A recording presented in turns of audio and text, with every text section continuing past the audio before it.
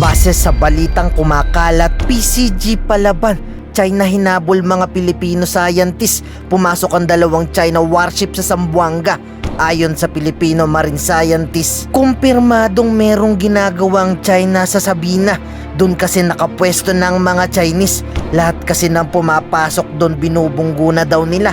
Walang paki-paki kung meron mang ililikas na may sakit. Sa bidyong inilabas kasi ng PCG, tilang rubber boat ang ginagamit sa kanila ng China. Gumagamit din sila ng 2 Chinang helicopter. Ang bangkala mo pag may-ari na nila ang Sabina, malayong malayo pa sa kanilang border. Medyo outnumbered actually yung boats natin. Nakita nyo naman, pati yung Coast Guard nila, marami silang rubber boat. At nagpadala na rin sila ng speedboat actually. We were certainly worried for our welfare.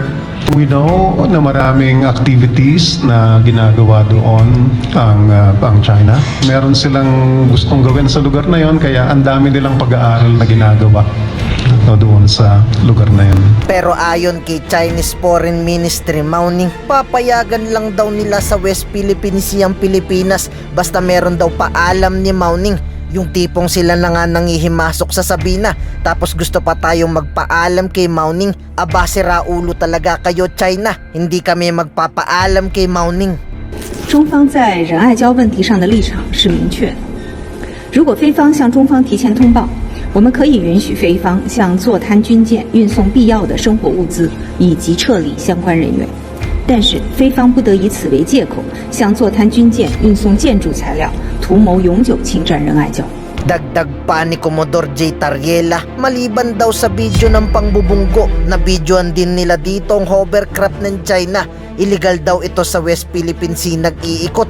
Nagsasagawa daw dito ang amphibious drill navy ng China. This just an action for China to intimidate ang ating mga marine scientists para pigilan nila yung ginagawa nilang survey dito sa Scottish Shoal. Walang dahilan para sabihin ng China na ang amphibious operation nila is legitimate. Pero speaking of illegal amphibious drill dito ng China, 2 China warship din ang nakitang nag-iikot sa Zamboanga. Makikidaan lang daw sana ng 2 China warship, pero sa AFP walang lusot sila. Pinasundan kasi nila sa BRP Domingo del Juan ng 2 China warship. Baka kasi kung saan pa daw sila mapunta. Kaya dali-daling pinauwi ang 2 China warship.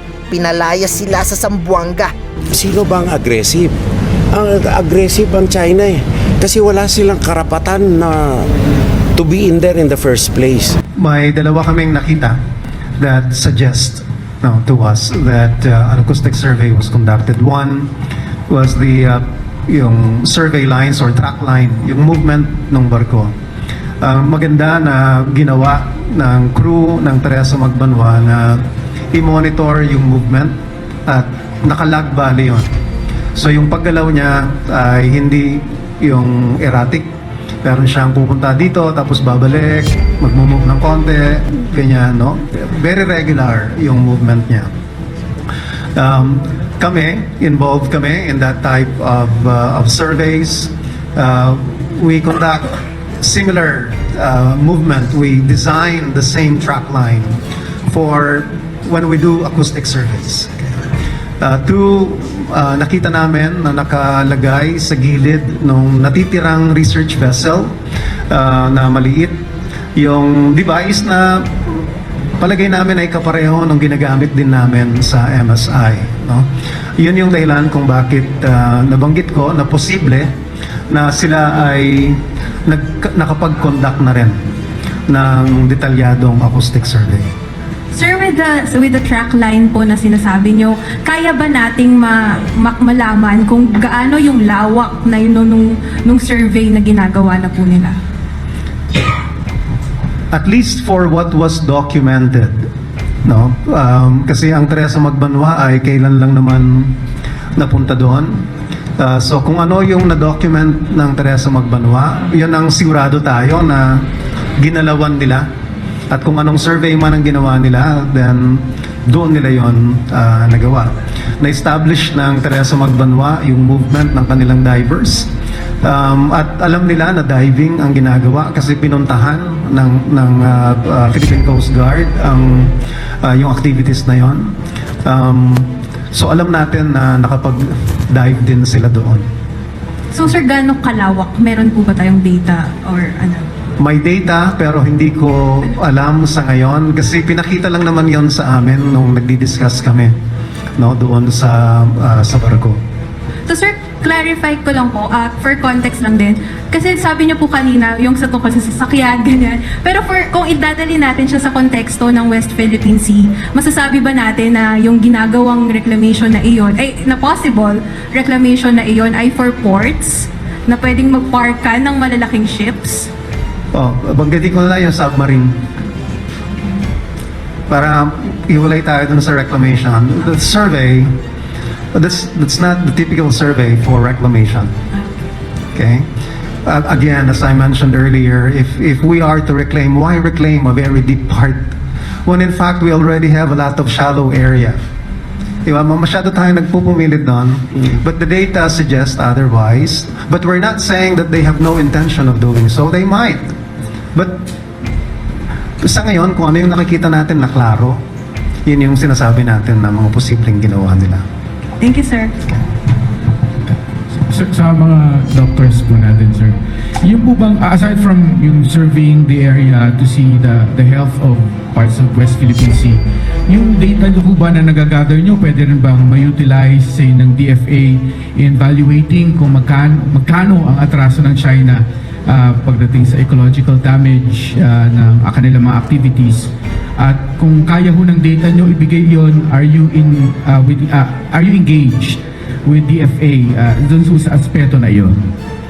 Well, your question is based on the presumption that the bleaching was caused by another country, but we're saying that in fact it's part of the overall warming of the ocean. Okay, but should there be a place where it is clear that the damage is due to an action of a certain country, then a survey similar to what we did can be used for valuation. And in fact, as I mentioned earlier, we visited Escoda last year. A survey was done by MSI and partners through the project which is called Reinvest Project. It is funded by the OST. And what's being done there is to come up with valuation of the coral reefs, no, in the area. Para mas maging tama yung pag-estimate natin, ano nga ba ang halaga ng mga coral reefs, no, dito sa West Philippine Sea. Pero balikan ko lang ulit, yung bleaching na nakita namin, no, sinasabi natin na may damage, no, dahil sa bleaching. Ina-attribute namin yon sa pag-init, anomalous, prolonged warming of the ocean. Okay? Pwede rin nating lagyan ng valuation, no, yung nangyari na yon. Ano yung ecological na damage? Kung i-convert mo ito into monetary terms, ano yung magiging damage niya para sa ating bansa? Kasi sa lugar natin yon, kung saan tayo gumagalaw, kung saan tayo nangingisda, ano yung potential impact niya, no, sa pangingisda ng mga Pilipino, sa mga kinakain din natin na isda na galing sa West Philippine Sea. Makakatulong yung mga datos na nakolekta namin, no, sa ganong aspeto.